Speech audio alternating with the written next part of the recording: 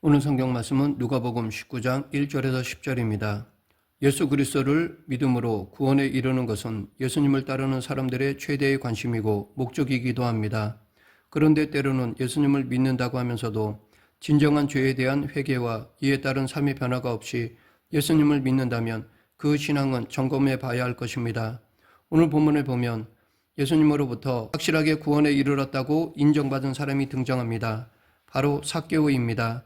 예수님은 삭개오를 향해서 말씀하시기를 오늘 구원이 이 집에 이르렀다라고, 즉 삭개오가 구원을 받았음을 선포해 주셨습니다. 이 시간 삭개오가 구원받은 장면과 그 과정을 보면서 어떻게 예수 그리스도의 구원이 우리에게 임하는지를 살펴보고 또 우리에게 주시는 구원의 은혜의 기쁨을 회복할 수 있는지를 알아보겠습니다.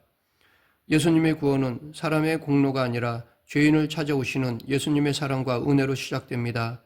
예수님께서 여리고를 가실 때 그곳에는 삭개오라는 사람이 살고 있었습니다. 그는 세리장이요 부자였습니다. 이 말로 우리는 삭개오가 어떤 인물인지 어느 정도 짐작할 수 있습니다. 당시 세리는 죄인이라고 여겨지는 사람들이었습니다. 로마 제국의 앞잡이가 되어서 자신들의 동족인 유대인들에게 불의하게 세금을 걷어서 바치는 죄인이었습니다. 그런데 그렇게 손가락질을 받으면서도 그 일을 포기하지 못하는 것은 바로 부자가 되기 위한 것이었습니다. 삭개오의 삶의 주인은 세상의 돈, 물질이었고 그 물질을 포기할 수 없었던 사람이 삭개오였습니다. 사람들이 죄인이라고 손가락질을 할수록 더욱 부자가 되고자 했고 그 물질로 위로를 받으면서 살고 있었습니다. 그런데 그 삭개오가 자신이 사는 곳에 예수님이 오셨다는 소식을 듣고 예수님이 어떠한 사람인가 하여 보고자 하는 마음이 생겼습니다. 그런데 그의 행동을 보면 단순한 호기심 이상의 모습인 것을 볼 수 있습니다. 그에게는 분명 예수님을 보기 위한 갈망이 있었습니다. 다른 사람들이 자신을 죄인 취급하는 것이 싫었을 텐데 그는 예수님을 보기 위해 군중 안으로 들어갔습니다. 그런데 그에게 있어서 신체적인 악조건이 있었습니다. 키가 작다는 것이었습니다. 그래서 삭개오는 사람들에게 막혀서 예수님을 볼 수 없었던 것입니다. 우리가 살다가 보면 삭개오와 같은 상황을 접할 때가 있습니다. 예수님을 보기를 원하는데 때로 사람들이 걸림돌이 되는 것입니다. 그리고 때로는 나도 다른 사람이 예수님을 보지 못하도록 하는 장애물이 되기도 합니다. 교회는 사람들로 하여금 예수님을 볼 수 있고 만날 수 있도록 하는 곳이 되어야 합니다. 그런데 때로는 역기능을 할 때도 있습니다. 기독교인들이 저지르는 악한 모습을 보면서 사람들은 교회에 대해서 실망합니다. 교회 안에서도 마찬가지입니다. 교인들이 교회에 와서 예수님을 더욱 바라보며 가까이 나가야 하는데 때로는 사람들에게 신경 쓰다가 예수님께 가까이 가지 못할 때도 있습니다.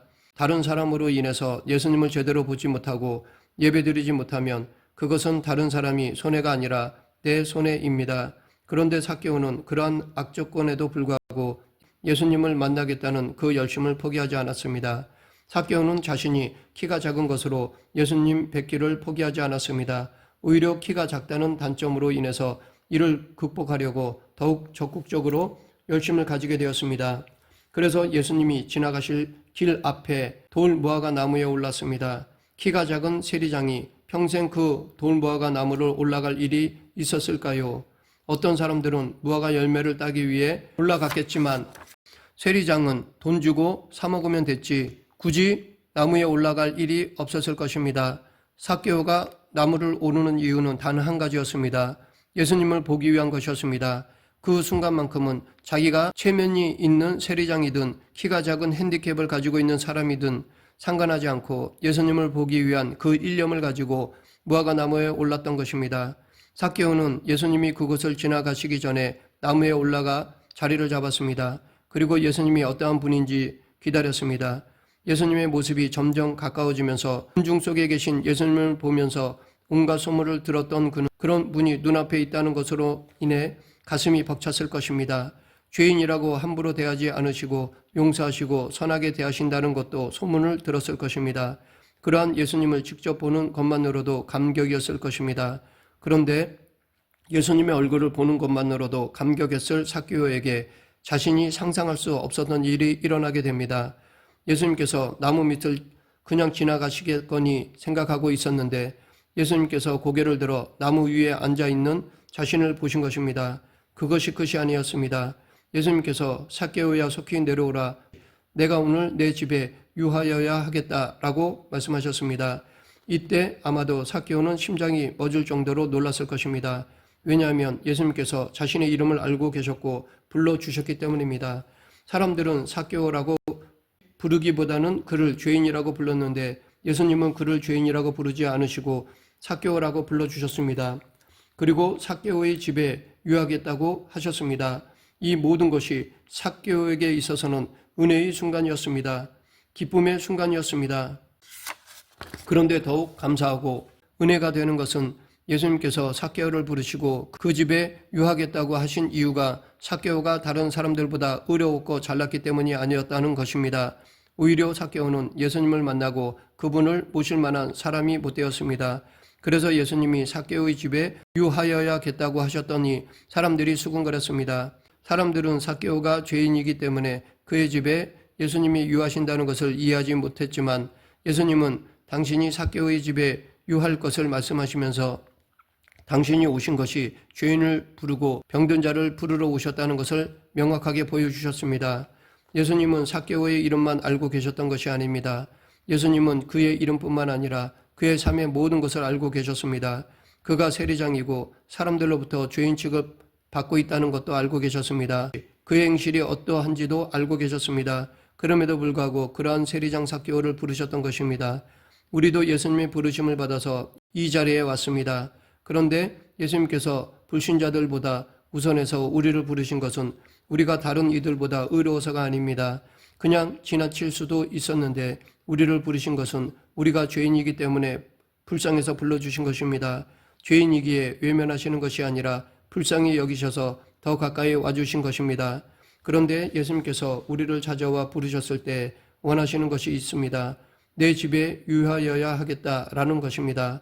예수님께서 삭개오를 대하실 때 단순히 얼굴 보고 인사하고 지나치지 않으셨습니다.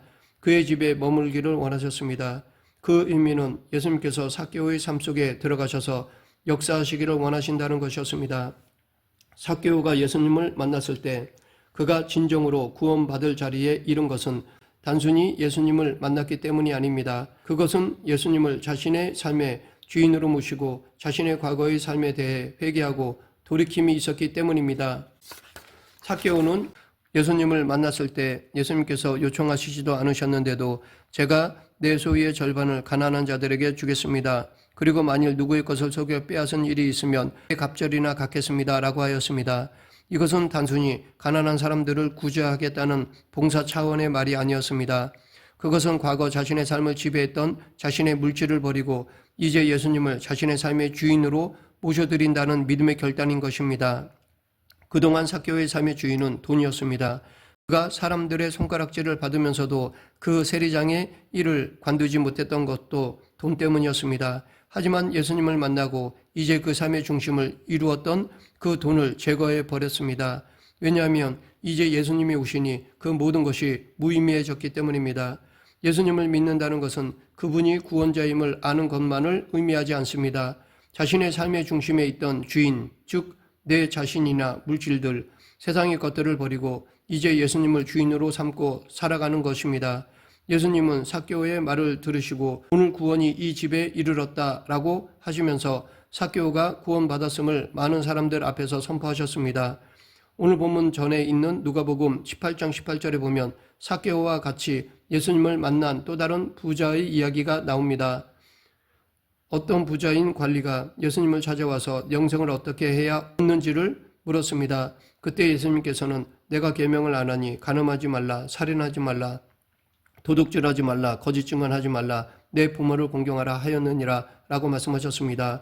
이 말을 듣고 그 관리는 이것은 내가 어렸을 때부터 다 지키었나이다 라고 자신 있게 말하였습니다. 아마 그 관리는 자신은 문제없이 영생을 얻을 것이라고 확신했을 것입니다. 그런데 예수님께서는 한 가지를 이어서 말씀하셨는데 내게 아직 한 가지 부족한 것이 있으니 내게 있는 것을 다 팔아 가난한 자들에게 나누어 주라. 그리하면 하늘에서 내게 보화가 있으니라. 그리고 와서 나를 따르라 라고 말씀하셨습니다. 그때 그 사람은 큰 부자이므로 이 말씀을 듣고 심히 근심하였습니다. 예수님은 큰 부자인 관리의 삶의 주인이 무엇인지를 잘 알고 계셨습니다. 그는 그 물질을 주인으로 모시고 그 물질을 따라 살아가는 사람이었습니다. 하나님의 계명을 지킨다고 어려서부터 했지만 정작 그 삶의 주인은 하나님이 아니었습니다. 그러하기에 예수님은 너희 삶의 주인이었던 그 물질을 버리고 당신을 따르라고 하신 것이었습니다. 그때의 영생이 있으리라는 것입니다. 예수님을 믿는다는 것은 삶의 주인을 바꾸는 것입니다. 어떤 사람은 물질이 주인이 되어서 물질을 바라보고 그것을 소유하기 위해 살아갑니다.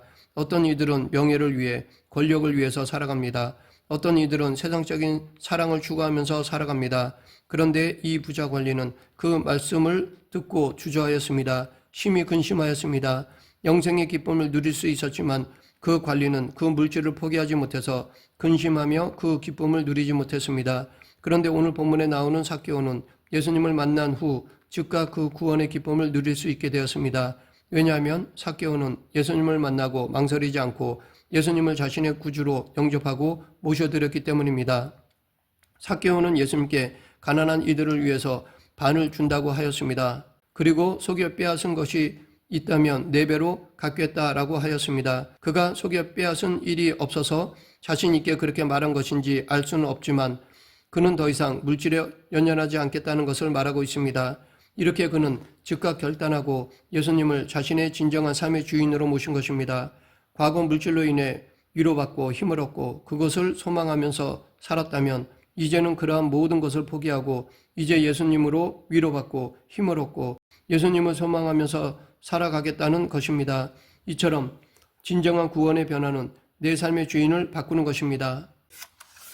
신자는 예수 그리스도의 십자가의 대속의 사건을 믿으면 구원에 이른다는 것은 가장 복된 소식, 즉 복음인 것을 알고 있습니다. 그렇다고 모든 신자가 그 복음의 소식을 삭개오와 같이 누리지는 못합니다. 의롭게 보였던 부자 관리는 예수님을 만난 후 근심하였는데 오히려 죄인된 세리장 삭개오가 예수님을 만나 구원의 기쁨을 누렸다는 것은 아이러니한 일입니다. 여기서 알 수 있듯이 예수님께서 베풀어 주신 구원의 감격은 내가 의로워서 누리는 것이 아니라 내가 죄인임을 깨달을 때에 경험되어진다는 것입니다. 내 자신이 나름 그럴듯한 사람이라고 생각되면 예수 그리스도의 구속의 은혜가 충만할 수가 없습니다.